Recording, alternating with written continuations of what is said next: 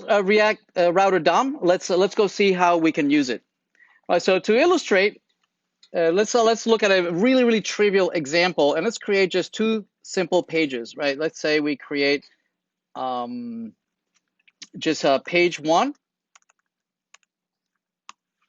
right? And in here we're going to import React, and we're going to create here a simple function called page one, which it's just going to render h1 page one.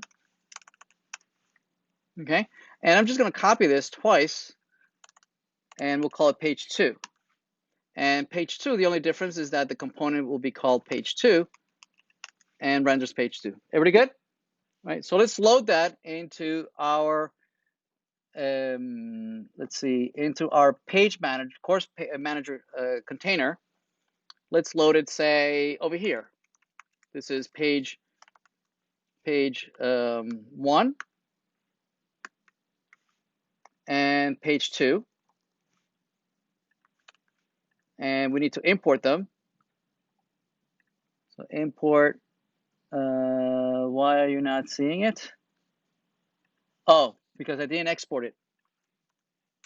I hate computers.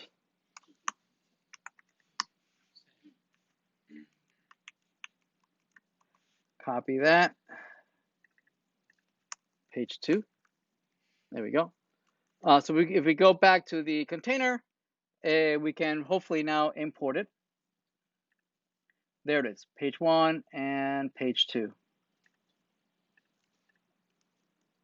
Okay, we have page one and page two. So if we go back and re-render this, notice that indeed we see page one and page two. Make sense? What I'd like to be able to do is that if we see in the URL page one, I like to see page one. And if I see page two, then I like to see page two in the URL, right? Right now, we don't have a mechanism to do that, right? To show one component or the other. Right now, what we'd like to be able to do is be able to show either the course table down below or the course editor, like to be able to navigate. Right? So before we try to do those two really big components, let's see if we can do just these two real simple ones. All right, so let's see if we can do that. All right, so to do that, we're going to use the React Router DOM, right? So the React Router DOM library declares a couple of objects and classes that allow us to do this, right? In particular, if the browser router from the React Router DOM library allows us to declare, right, an area in which we want to implement navigation, right, and show one component or another component based on the URL, right? So it's a base root component that within it we can implement navigation. Yes, right. So let's do that. We have the browser router. Also, there's a little bit of history.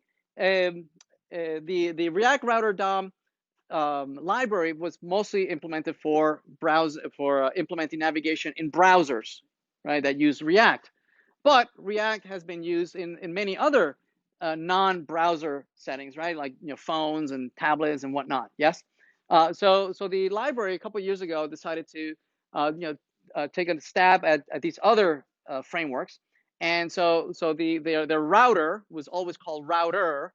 But since they expanded and say, well, I really want to do routing for anything, not just browsers. So they recently renamed their router to browser router.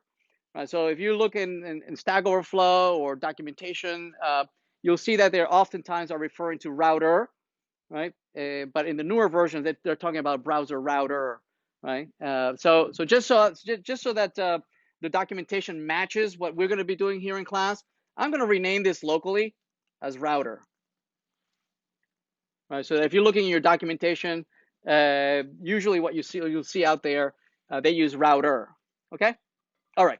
Now that I have the router, I can go down below and the way it's used is by surrounding the things that you want to navigate, right? The components that you want to navigate between. You wrap it inside of the router, right? And then a lot of magic starts to happen, right? So we have the router right now. This not the magic is not very interesting. It just shows just page 1, page 2. It still works the same way as before, right?